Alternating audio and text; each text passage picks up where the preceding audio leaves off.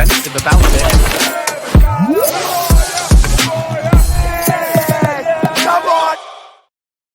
Yes, people, what's happening? Welcome back to the channel and welcome to another Chelsea news video. First things first, guys, make sure you smash the like, subscribe if you're new around here, all of that good stuff. And as always, leave your thoughts in the comments below. And we're in the midst of the international break, but there is still some bits of Chelsea news to bring you. And let's dive straight into it then with the future of Carney Chukwuemeka. Now, I've had a report come out this afternoon that Ipswich Town are believed to be very keen on Chukwuemeka and have inquired about his availability. Now, obviously, the report adds that Chelsea have already fielded an approach from Ipswich, and they'd be willing to sell Chukwuemeka in January. Of course, we know he's got the £40 million release clause in his contract, but this report from Team Talk states that Chelsea would accept considerably less.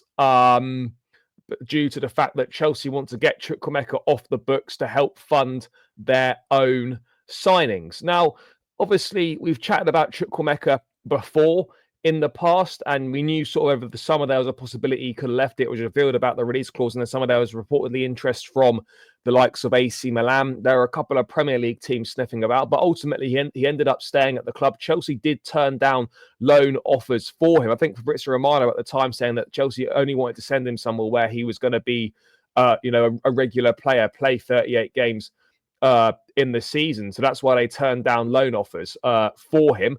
Obviously, this season he's barely featured. I think he featured against Barrow, and then he played against Panathinaikos, did he? And Noah, he came on as a sub. I think he's played about 50 minutes this season. He's not been frozen out or anything like that. He's still training with the first team, but he is very much not part of the plans. I don't really know what's happened, in regards to Chukwuemeka. There's clearly something Maresca doesn't like about him, and he's just not getting a look in. Yes, there's ability there. Yes, there's talent there. But ultimately, he is far down the pecking order at Chelsea. And in Maresca's eyes, and probably most people's eyes, there are many players ahead of him that are, in fact, just better. And the best solution is going to be to move him on. And I don't think there's any coincidence here, right, where the signings that came in that first Todd Boehly window, when he was acting as interim sporting director, the majority of those have been moved on, or they're looking to move them on. Sterling, gone. Aubameyang, gone. Koulibaly, gone. It looks like Chukwuemeka is going to be on his way out. Yes, Marc Cucurella is still here and has established himself as a very important player. I don't see him going anywhere anytime soon. But the bulk of the players that were signed in that first transfer window, Chelsea have looked to move the majority of them on. And Chukwuemeka does fall into that bracket. I don't think he's going to be on one of the contracts that falls in line with the new wage structure.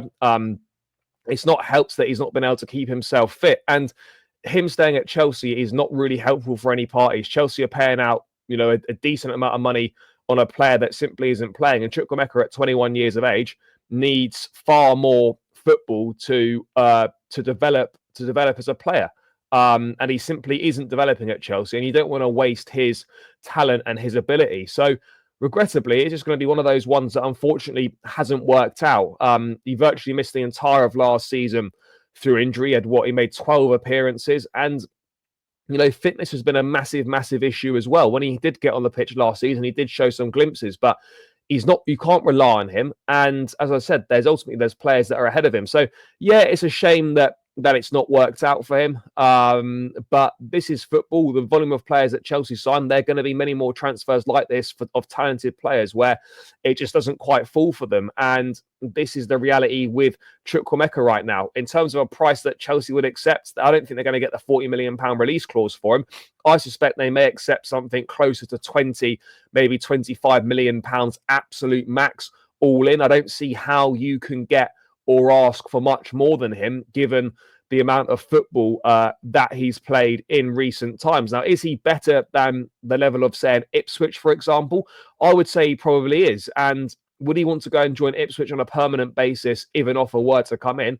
If there's a strong chance that they could be relegated next season? I don't think Chukwuemeka looks at himself as a championship player. So I could maybe see a loan move in January for 6 months to Ipswich, potentially. That would make sense for Chukwuemeka, trying to drum up some more interest, play on a regular basis, put some good form in, and then see if there's any new suitors at the table in the summer. But that is the latest on Carney, Chukwuemeka, and his future.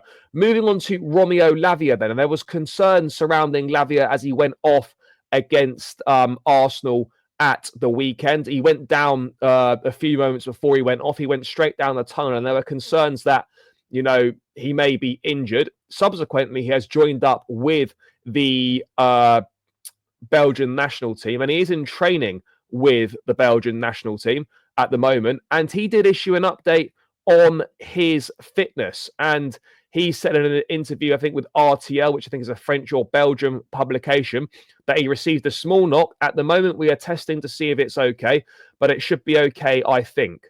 I'm not 100% yet, but I feel better on the pitch. So this is obviously good news in regards to Lavia and his fitness. There was a concern from, myself, and I assume many others as well, that, oh shit, this could be an issue for Lavia. Maybe he's going to pull out the Belgium squad. Maybe, he might miss some games after the international break in a worst case scenario. But it appears that it's just a bit of a little knock, and he's going to be all right. The fact that he's still with the Belgian squad, I think, bodes well in terms of positivity in regards to this, to his injury issues. So let's kind of wait and see what develops over the coming days, whether he does get sent home or not. But Chelsea are managing Lavia very carefully. The fact that it's an I think, but it sounds reasonably positive. If there was a problem, I think we would know about it, and I think he would have pulled out of the squad by now. But Chelsea are obviously being very, very careful with his minutes. Let's hope Belgium are also careful with his minutes. This is still a young guy that's been out for a long, long time.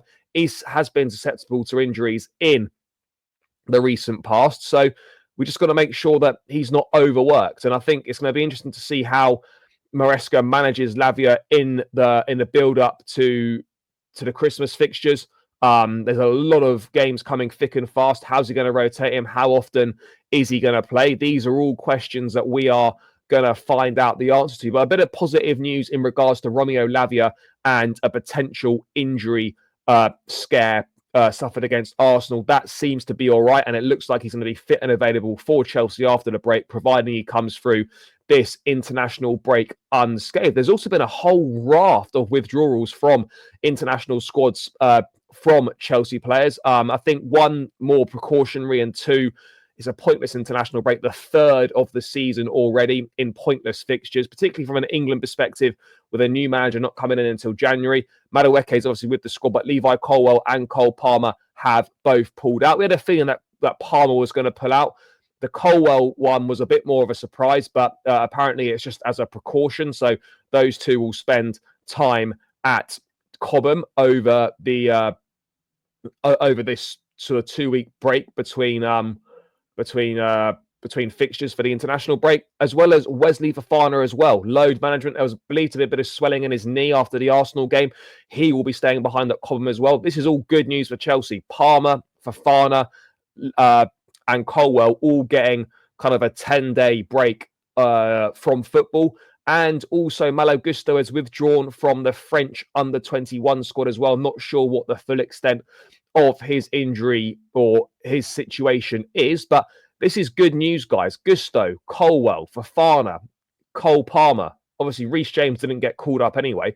There's sort of, 5 key players there who aren't going to be playing any football over the next 10, 12 days or so, and should be nice and fresh after the international break. Look, I'm not an advocate for players pulling out of international squads or whatever, but anything that benefits Chelsea is a plus in my book. And these are needless games, pointless games. The third international break already, as I said, pointless Nations League games. We're not going to learn anything from it.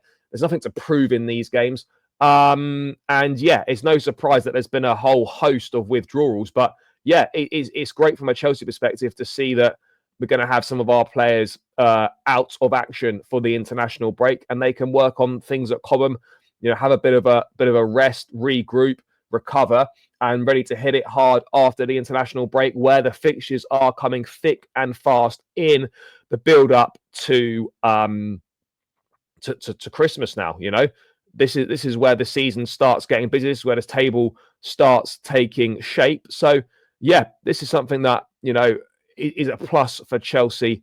Absolutely no questions asked on that front. And that, guys, is pretty much it in regards to major Chelsea news in the last day or so. It's the international break. There's not an awful lot going on. Thought I would still bring some content though, guys. So make sure you're smashing the likes. Make sure you're subscribing to the channel. Show the video some love. Leave your thoughts in the comments below, guys. And I will catch you again in another one soon. Up the Chelsea and peace out.